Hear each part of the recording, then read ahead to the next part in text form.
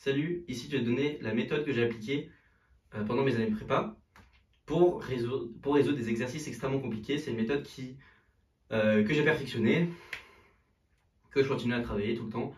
C'est une méthode qui n'est pas facile à saisir, même si le concept est extrêmement facile.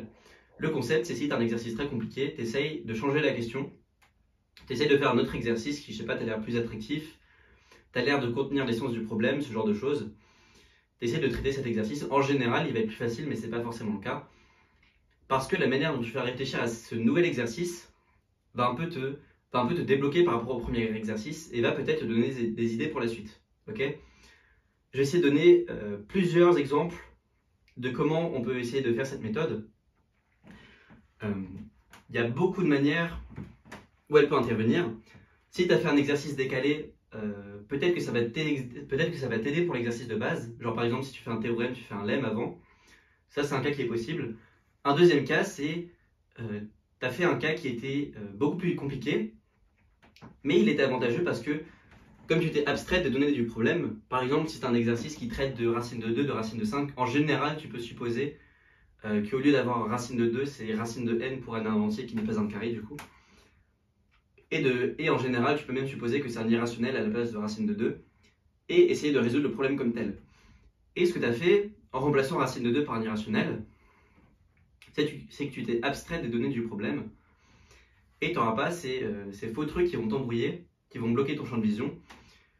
Et donc, tu vas voir ce qui est vraiment utile dans le problème. Ok? Donc, en général, la méthode de rendre le problème compliqué, c'est utile quand tu vois qu'il y a un problème qui est assez artificiel et qui cache quelque chose de plus général qui a l'air à t'apporter. Ça peut t'aider. Aussi, il y a un autre phénomène qui est celui qui se passe dans cet exercice-là, c'est tu as un exercice et tu as vraiment envie d'utiliser un outil que tu as déjà vu dans un autre exercice, mais tu n'es pas dans le bon cadre. Et tu vas essayer de déformer le problème pour te mettre dans le bon cadre, résoudre l'exercice comme tu veux dans ce cadre-là qui est plutôt idéal, et ensuite essayer de voir ce que tu peux extraire de cette résolution pour le cas général. Ça peut être traiter le cas abélien dans un cas de groupe, ça peut être traiter le cas si l'espace est dimension finie, puis ensuite essayer de faire le cas général. Tout ça, c'est la manifestation d'essayer d'utiliser des outils et ensuite de voir si on peut les extraire à des contextes qui ne sont pas ceux que tu as vus dans le cours. Ok, voilà, celui-là c'est un exemple typique. On sait que si on a un moins AB qui est nilpotent, on peut écrire l'inverse comme ça. Ok,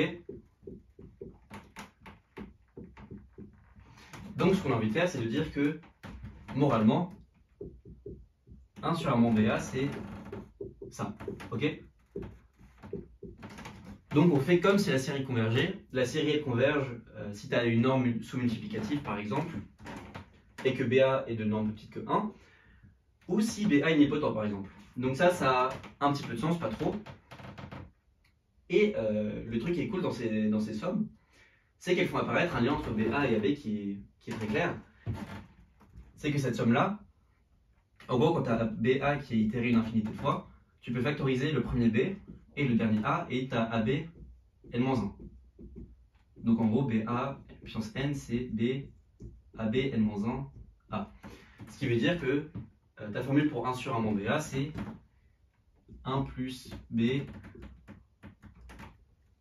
1 sur 1 moins AB A. Ok? Donc là, ce qui a fait que on a pu essayer de trouver cette formule, c'est qu'on s'est mis dans un cadre qui était complètement idéal. Le cadre qui est parfait pour l'inversibilité d'entiers de la forme, enfin d'éléments de la forme 1 plus x. Quand tu veux traiter l'inversibilité d'un plus x, le cas le plus cool, c'est quand tu peux le développer en série entière. Et donc de faire comme si c'était développable en série entière, alors que ce n'était pas du tout, le 1 sur 1 moins x, et ben on a pu trouver cette formule qui est extrêmement cool. Et je ne vais pas le faire, mais tu peux le faire toi-même. Vérifier que ça c'est bien l'inverse.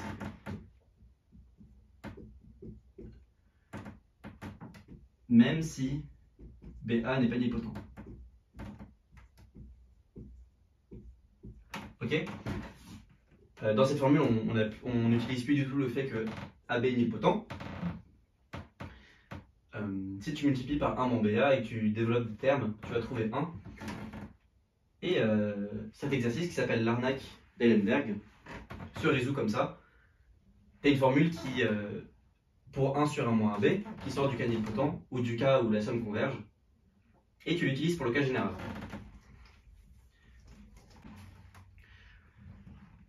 Le deuxième exercice, ça va être de chercher un équivalent de xn, où on a x0 strictement positif, et une formule de ce type. Ok? La première question, ça va être de résoudre f' égale 1 sur f, et 2 de conclure. Donc c'est un peu le même exercice que l'autre. On a une question de suite, et si on enlève xn de chaque côté, on a que xn plus 1 moins xn c'est égal à 1 sur xn. Donc ça ressemble à une relation entre la variation de x et 1 sur x. Et si on avait la même question pour les fonctions, si on remplaçait la dérivée discrète par une dérivée, et qu'on remplaçait la suite par une fonction, on aurait f' égale 1 sur f, ça on sait très bien faire. On sait très bien résoudre et trouver un équivalent de f. Et donc l'idée c'est, est-ce qu'on peut essayer de reprendre, de transposer la méthode qu'on a fait pour les fonctions à la méthode pour les suites? En fait, on peut complètement faire. La manière dont on résout f' égale 1 sur f, c'est qu'on a ff' égale 1, dont f carré sur 2, f carré sur 2 prime. Enfin, f carré prime, c'est égal à 2. Ok? Et donc, ce qu'on a, du coup, c'est que f2 de x, c'est équivalent à intégrale de 0 à x f2 prime, parce que ça tend vers plus l'infini. C'est notre intégrale. Et donc, c'est équivalent à 2x. Ok. Maintenant, est-ce qu'on peut faire exactement les deux mêmes étapes? L'étape de dériver f carré, puis d'intégrer la dérivée de f carré sur les suites. Bah ouais, on a des analogues. Si je calcule xn plus 1 carré moins xn carré, ça fait xn plus 1 moins xn. Enfin, du coup, ça fait xn plus 1 plus xn sur xn. Et ça tend vers 2 parce que xn plus 1 c'est équivalent à xn. Une manière de le voir, c'est de. Enfin, il suffit juste de montrer que xn tend vers plus l'infini.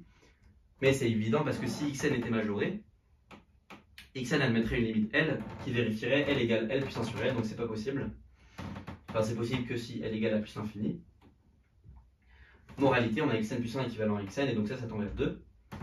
Et d'après le théorème de Cesaro, ou la sommation des séries divergentes, c'est la même chose. Et ce qui est encore l'analogue ici de l'intégrale. Ok. Là, ce calcul-là, c'est directement inspiré de dériver, le fait de dériver f carré. En gros, si tu dérives f carré, ça se passe bien. Donc, si on fait la dérivée discrète de x carré, ça devrait bien se passer. Et c'est le cas, on trouve le même résultat. Et donc, on a que xn carré, c'est équivalent à 2n. Avec les arbres. Et donc, on a un équivalent comme ça de xn. Ce qui conclut. Pour le troisième exercice, pour les deux derniers exercices, ça va être des trucs plutôt classiques. Ça va être un énoncé dur et tu simplifies, tu prends des hypothèses. Et ensuite, tu retournes à ce cas-là, ou alors tu utilises ce cas directement pour le cas général. Ce qui est un peu différent que ce qu'on avait fait avant. Avant, c'était un peu inspiré. Là, ça va être une utilisation directe du résultat. Donc, le premier sous-résultat, c'est est-ce que tu peux montrer que z de g différent de 1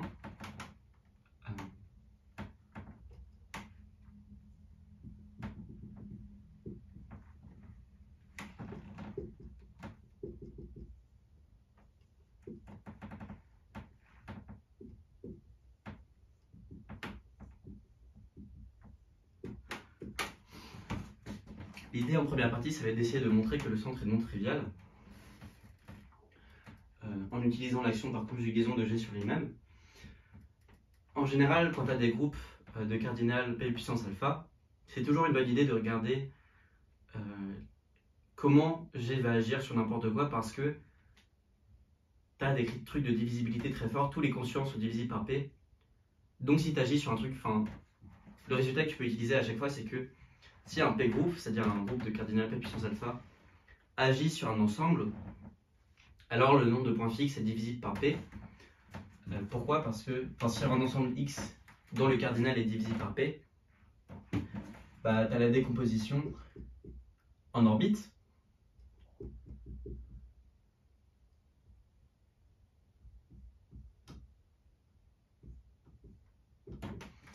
Donc, si tu regardes les orbites, tu as le nombre de points fixes, plus somme oméga orbite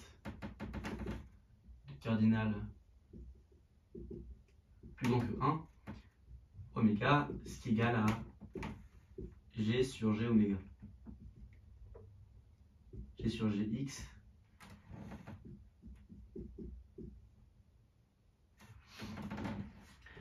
Et ce qui est cool quand tu as un groupe dont le cardinal est une puissance de P, c'est que ce quotient-là, tu sais qu'il est divisible par P.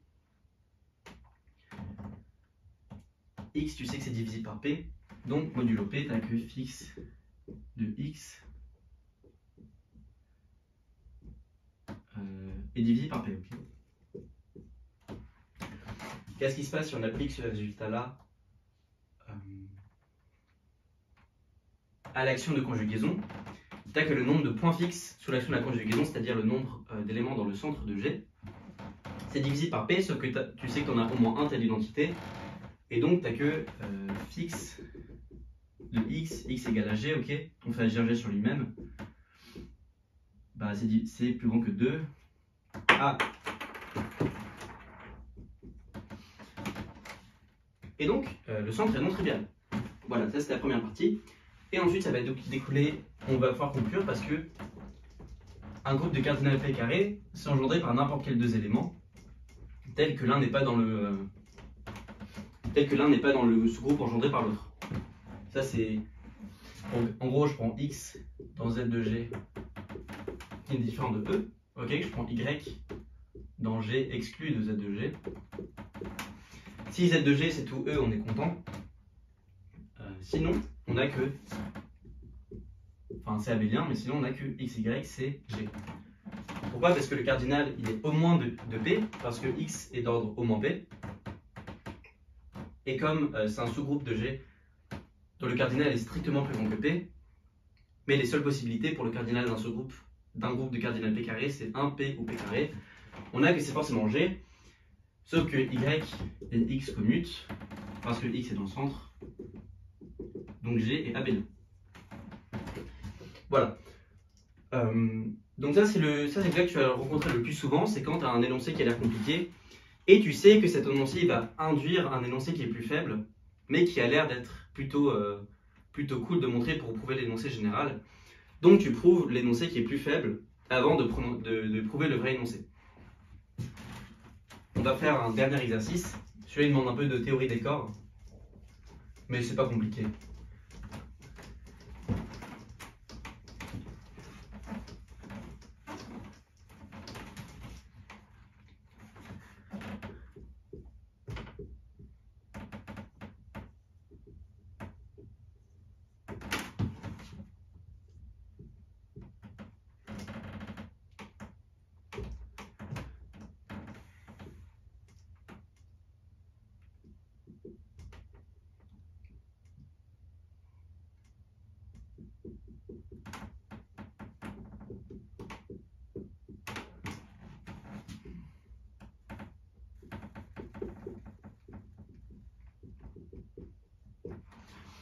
Voilà. Et si tu veux montrer que si tu as un élément qui stabilise une extension, pardon, from K, donc ça veut dire que sigma induit l'identité sur K, pardon. Donc tu veux montrer que si tu stabilises L, alors tu fais partie du groupe de Galois sur K, c'est-à-dire que tu as une bijection.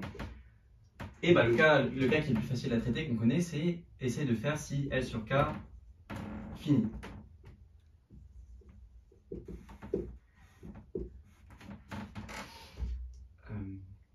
Bah, je vais le faire directement. Ce cas-là, il est facile parce que on a un espace vectoriel de dimension finie. On sait qu'un morphisme de corps, c'est forcément injectif. C'est injectif, donc c'est surjectif. Donc c'est une bijection. Pour le cas général, on va faire exactement la même chose. On va prendre X dans L. Ok. Là, on va regarder la tour d'extension K de X, L. Ici, on a une extension de dimension finie, mais ce qu'on sait, c'est qu'on peut compléter K de X avec les racines, avec les conjugués pardon, de X. Je vais appeler X2 jusqu'à XL, c'est conjugué.